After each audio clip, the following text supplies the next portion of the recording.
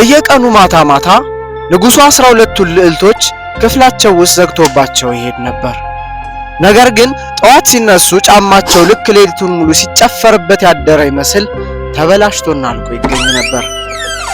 ዛሬ ማታ ልዕልቶቹን ተከትሎ ወደ አስማታዊው ዓለም ከሚገባው ጀግና ወታደር ጋር አብረን እንጓዛለን። ቅጠላቸው ወደሚያበራ ደን፣ ከብር ወደ ተሰራ ወንዝ እንዲሁም እስከ ጠዋት ድረስ ጭፈራ ወደማይቆምበት ሚስጥራዊ ቤተ መንግስት እንገባለን። ዝግጁ ናችሁ?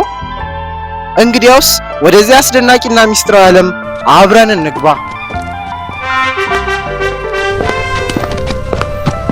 ከዕለታት አንድ ቀን 12 እጅግ በጣም ቆንጆ ሴት ልጆች የነበሩት አንድ ንጉሥ ነበር። እነዚህ 12ቱ ልዕልቶች በአንድ ትልቅና ውብ ክፍል ውስጥ አብረው ይኖሩ ነበር።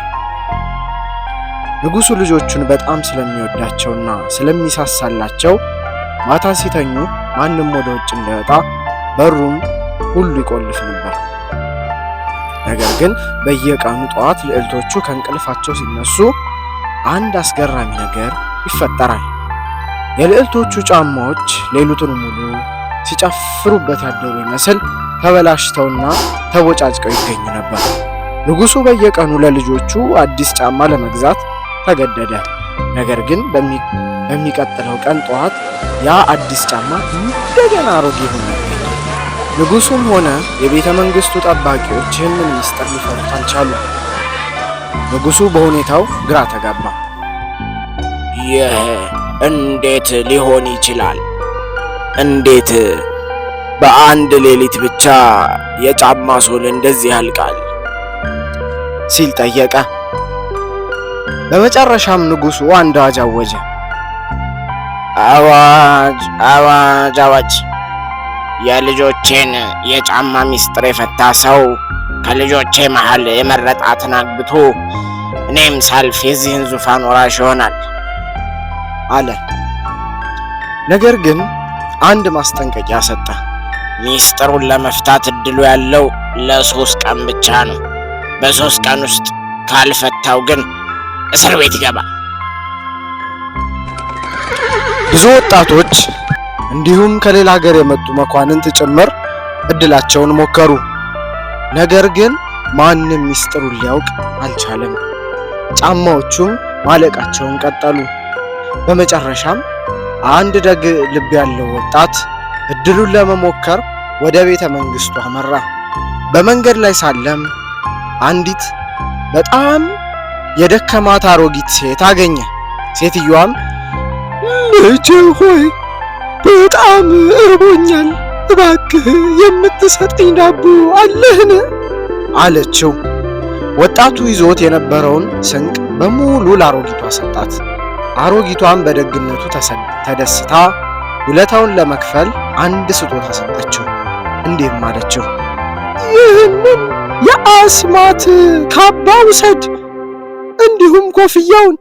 ይህን ኮፍያ ለብሰህ ስትሄድ ማንም ላይህ አይችልም። የምትሆነው የማይታይ ሰው ነው። ልክ ሌሊት 6 ሰዓት ሲሆን ካባውን ለብሰህ ወደ ልዕልቶቹ ክፍል ግባ። ነገር ግን ተጠንቀቅ፣ ልዕልቶቹ የሚሰጡህን መጠጥ እንዳትጠጣ። ወጣቱ ምክሯን ሰምቶ ወደ ቤተ መንግስት ገባ። በመጀመሪያው ቀን በልዕልቶቹ በር ላይ ጥበቃ ሲያደርግ ትልቋ ልዕልት አንድ ብርጭቆ የሎሚ ጭማቂ ይዛ መጣች። በጣም ደክሞሃል፣ እስቲ ይህን ቀዝቃዛ መጠጥ ጠጣ አለችው። ወጣቱ የአሮጊቷን ምክር ረሳና ጭማቂውን ጠጣው። ወዲያውኑም እንቅልፍ ወሰደው። ሌሊቱን ሙሉ ሲያንኮራፋ በተኛበት ነጋ። ጠዋት ሲነሳ በጣም ደነገጠ። በሁለተኛውም ቀን እንደዚሁ ሆነ። ሌላ ልዕልት ጣፋጭ ጭማቂ ያመጣችለት። እሱም ስለጠማው ዝም ብሎ ጠጣው። እንደገናም እንቅልፍ ወሰደው። በሶስተኛው ቀን ጠዋት ላይ ግን የአሮጊቷ ምክር ትዝ አለው። እንዴ ለካስ የሚሰጡኝ መጠጥ ውስጥ እንቅልፍ የሚያመጣ መድኃኒት ይጨምሩበታል አለ። በዚህ ጊዜ ንጉሡ መጣና ዛሬ ካልተሳካልህ ዕድሜ ልክህን እስር ቤት ትገባለህ ብሎ አስጠነቀቀው። በዚያች የመጨረሻ ምሽት ትንሿ ልዕልት የብርቱካን ጭማቂ ይዛ መጣች። ወጣቱ ግን አሁን ነቅቷል። ልዕልቷ ፊቷን ስታዞር ጭማቂውን ካጠገቡ ባለው የአበባ መቀመጫ ውስጥ ደፋው። የጠጣ መስሎም አጠገባቸው ተኛ። ሌሊት ሲሆን ወጣቱ የአስማት ኮፍያውን ለበሰና የማይታይ ሆነ። በሩን ከፍቶ ሲገባ ልዕልቶቹ ለዳንስ ተዘጋጅተው አዳዲስ ልብሶችንና ጫማዎችን ለብሰው አገኛቸው። ከዚያም አስገራሚ ነገር ሆነ። ትልቋ ልዕልት አልጋዋን ስትገፋው ከአልጋው ስር ምስጢራዊ መንገድ ተከፈተ። ልዕልቶቹም አንድ ባንድ ወደ ውስጥ ገቡ። ወጣቱም ተከተላቸው። ረጅም ደረጃ ወርደው ሲጨርሱ ቅጠላቸውንና ቅርንጫፎቻቸው ከብር ወደ ተሰራ አስደናቂ ደን ውስጥ ገቡ። ወጣቱ ማስረጃ እንዲሆነው አንድ የብር ቅርንጫፍ ሰብሮ ያዘ። ጉዟቸውን ቀጥለው አንድ ትልቅ ወንዝ ጋር ደረሱ። በወንዙ ላይም 12 የዳክዬ ቅርጽ ያላቸው ጀልባዎችና 12 መኳንንት ይጠብቋቸው ነበር። ሁሉም በጀልባዎቹ ላይ ተሳፈሩ። ወጣቱም በትንሿ ልዕልት ጀልባ ላይ ተሳፈረ።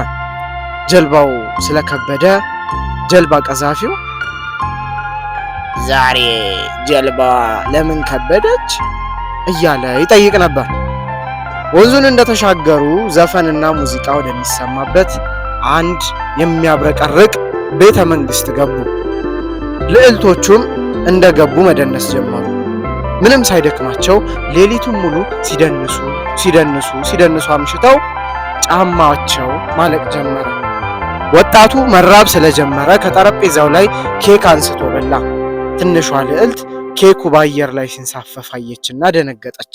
ነገር ግን እህቶቿ ዝም ብለሽ ነው ምንድን ነው የምትዩ ብለው አላመኗትም። ወጣቱም አንድ የወርቅ ብርጭቆ ለምልክት እንዲሆነው ያዘ። እስኪነጋ ድረስ ሲደንሱ ቆዩና ጫማቸው ሲቦጫጨቅ ወደ ቤታቸው በጀልባዎቹ ተመለሱ። ደረጃውን ወጥተው ወደ መኝታ ክፍላቸው ገቡ። ወጣቱም ከነርሱ ቀድሞ ወጥቶ እንደተኛ ሰው መሰለ። ጠዋት ላይ ንጉሱ መጣ። ሚስጥሩን አወቅክ ወይ ብሎ ጠየቀው። ወጣቱም አዎ ንጉሥ ሆይ አለ። የሆነውን ሁሉ ተረከለት።